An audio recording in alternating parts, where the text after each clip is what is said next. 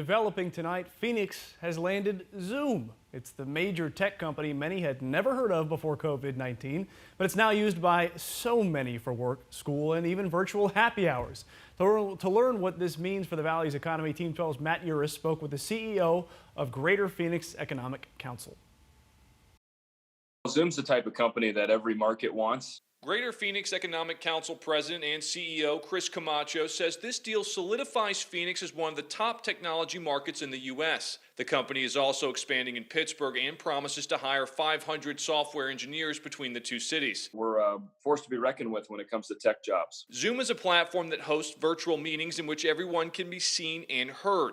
As you can imagine, its popularity has grown since the COVID-19 pandemic brought about stay-at-home and social distancing orders across the country. The company says it was drawn to Phoenix because of ASU's talent pool, in part. The Greater Phoenix reputation over the last decade has really shifted to become one that's nationally now known for its talent disposition, its beautiful weather, certainly, but much more than that. It's quality of life, modern infrastructure, world-class cities. ASU's president, Michael Crow, said, quote, Zoom's expansion in the Phoenix market reflects the success of our efforts to grow and support a new economy for Arizona that is based on technology and innovation.